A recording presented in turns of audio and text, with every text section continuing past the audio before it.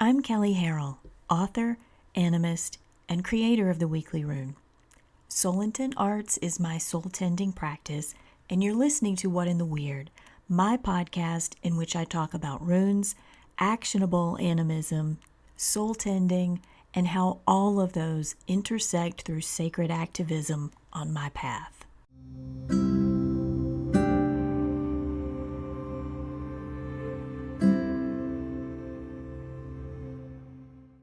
The Weekly Rune is out, and if you're not sure what it is, it's a runecast that I've done for years, focused on the runic calendar and the current half-month rune. The Weekly Rune is now available in full on patreon.com. Just do a search for Kelly Harrell to find it, and you can find the archive of all past runecasts on my site, soulintentarts.com. If you're not sure what a half-month is or what the runic calendar is, listen to the early episodes of What in the Weird, or just go read the Weekly Rune. It's explained fully at the beginning of every runecast. Thank you to everyone who listens to the podcast, to those who send notes and share their experiences of the runes. That's what it's all about, and I'm grateful for the engagement. And I also want to thank my Patreon supporters who make the sharing of my rune work through the podcast and the runecast possible with their financial support. If you've benefited from the runecast, the podcast, or the ton of free articles on the runes, animism, and soul tending on my website, you can show your support through buying my books, which you can find at soulintentarts.com or Amazon, by making a one-time contribution through PayPal or Square, or by contributing regularly through Patreon. Just go to patreon.com and search for Kelly Harrell. You can also subscribe to the paid version of the Weekly Rune there, and thank you for it. If you told me 10 years ago that I would do a podcast on possession, I'd have told you that you're crazy. Not because I didn't experience that possession is a thing, but because I didn't appreciate how interwoven it is into our everyday lives. Well, because, that's part of possession. You can't see the forest for the trees. We're animists, right? That's why we're here. That's why we're having this conversation. And thank you for participating in that dialogue. Being animists means we agree that all things have consciousness and agency. I've made a joke or two in the past about how people immediately start stressing about their toaster having a soul when I say that. That's like the first thing everybody goes, does that mean that my microwave has a soul? And they're really usually good about thinking of trees and rocks as having souls and even agency. And they grok that the human soul does, but that's about as far as they go. There's no real personal awareness of what soul means. Yeah, okay, remind me to talk about that in another podcast. The real mind bender is when I express that ideas, laws, actions, beliefs, memories, emotions, feelings, thoughts, all of those things are life force. They're all seemingly obtuse, like we don't stop and think about those things having consciousness and agency. But the deal is, the more we as individuals give them power, the more we give any life force power, the more agency it takes on. So when we have groups of people giving power to a life force, it becomes a golem. It becomes an egregore, and it gains considerable agency that, depending on how many people are giving it power, can become more influential than humans are. When I talk about possession, I'm talking about a life force of anything inhabiting your etheric field, such that you can't tell its voice or feelings from your own. You can be possessed by the life force of passion or joy, just as you can be possessed by hatred or a human life force that was really victimized during its life and didn't move on. Possession comes in many different stripes. And really, things pass through your etheric field all the time. That's working as intended. That is normal. That is healthy. But what's problematic is when they don't keep on moving. When I say etheric field, I mean the energy grid that's through and around you. That's my vernacular on that. To me, it's the glue that unites your inner cosmology, which is mind, body, soul, emotion, so that all of it communicates well with each other and it connects that inner cosmology to the greater field of all things, right? You with me? So when something that isn't an aspect of your inner cosmology or the system that is you steps into that etheric field space, it can be really difficult to recognize that for what it is because it uses your wiring. It uses your neurology and works through your worldview to experience life the way you do. Only you're not the one in the driver's seat. Most of the time when people talk about possession, their thoughts go to demons and exorcism, and that stuff is real too. I'm not suggesting that it isn't. But most of our perspectives, like from that standpoint, they've mostly been shaped by movies and fiction.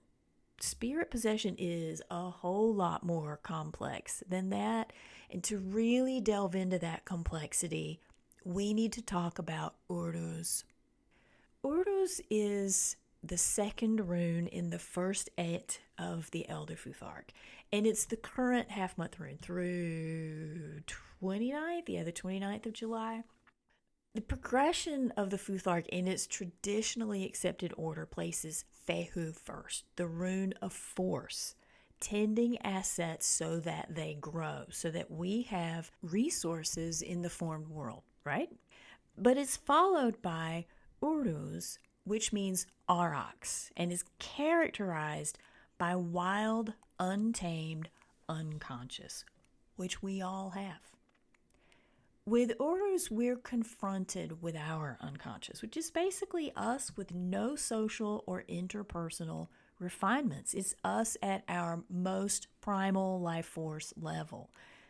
And when New Age folks talk about that seed of humanness, it's envisioned as this pristine, all-knowing, transpersonal, if not angelic vision of self. And I'm sure under clean slate circumstances, it is that.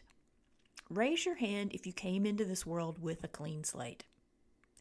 Who came into this plane free of intergenerational trauma or immediately ready to apply the knowledge of what to do with it, about it, of your unconscious? Not one damn person, I know. Stay with me. Fehu, force, is the first rune, and it means assets to root ourselves into the earth plane. Uruz, embodiment, is the point that the soul comes into form and we can take informed action on those assets. It's the point that consciousness can make stuff do. So what if we come into the earth plane without assets, i.e. we have less privilege? What happens to our unconscious if we don't have the assets to root it well enough into the earth plane? What if our unconscious remains unrooted and no one teaches us how to take grounded action? That's also a point of less privilege. If we don't come in with assets to tend our unconscious, who controls it? And even if we do come in with mad assets and privilege, but don't tend our unconscious, who controls it? You see where I'm going.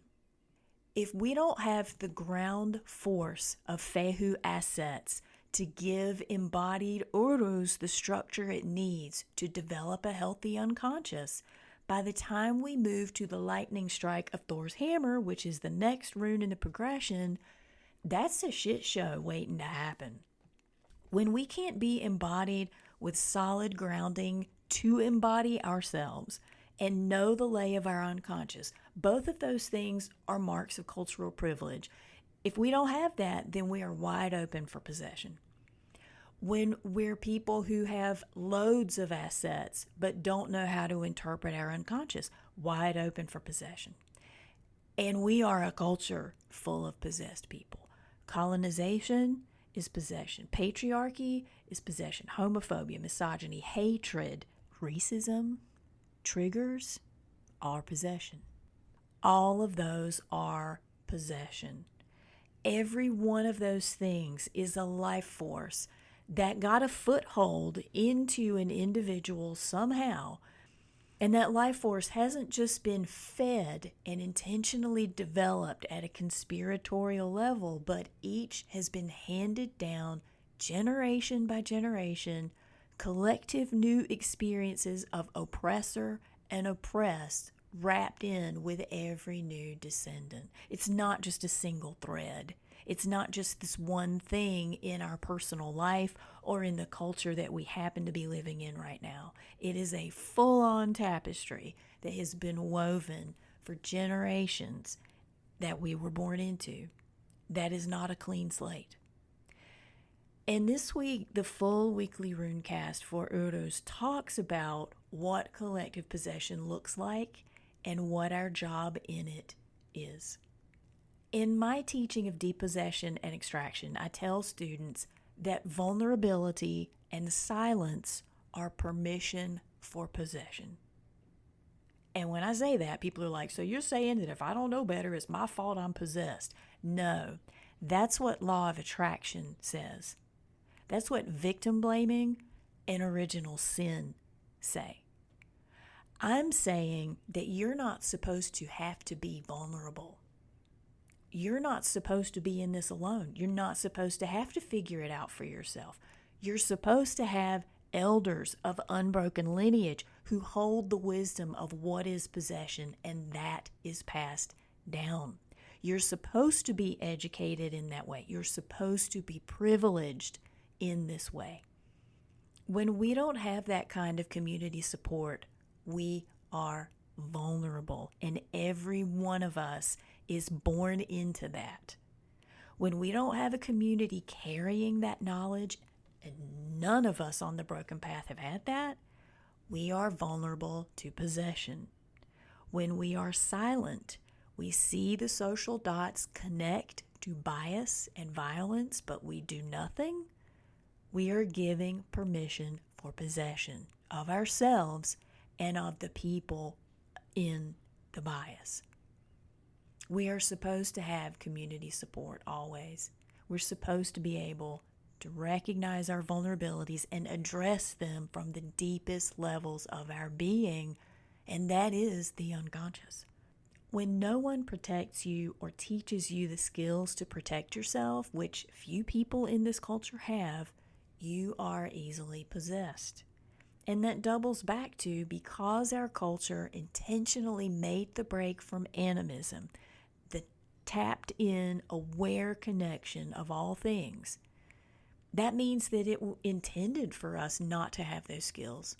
It intends for us not to distinguish when we're possessed from our inherent emotions and feelings.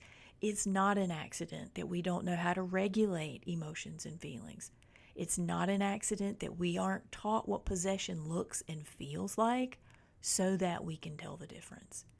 It's not an accident that our elders were separated from that wisdom and that we don't have community helping us to create our safe space and the entire community's safe space. Yes, this ties into unquiet dead and unwell ancestors and ancient shit that was put into play thousands of years ago. Nothing here is new. Nothing. We are filters for thoughts, emotions, feelings, and that's all we're meant to be. They're not supposed to lodge in us and take up residence. And that's one way of knowing that maybe there's more than you in the driver's seat. Places where life is stuck, particularly thought patterns, habits that don't support you or healthy relationships, or flat out voices that you know aren't coming from you. And needless to say, life forces don't want to die. The big isms or the personal voices that don't support our well-being, they don't want to die. And that means our work isn't just about coming into awareness of what fehu we are in possession, haha, no pun intended, however small it may be. It's not about how many assets we have or how thoroughly we can cultivate our uruz. We have to do the personal part so that those big collective systems become unsupported. Remember at the beginning of the episode when I said these life forms gain momentum when groups of people give them power? That's what makes them into golems moving around in the world with greater agency, i.e. power over us, power for possession. Stop feeding them. Wake up your unconscious. Explore all the meditations. That's what Guru Internet provides, is access to all different kinds of meditations. Find the one that works for you to become embodied of yourself and keep the gate of your own unconsciousness. If you're not sure how to do that, set up a session with me, do something. That is where out-creating the system starts, taking control of your own unconscious. Take back your power and stop feeding the systems that possess you. Possession is why we have to out-create the system.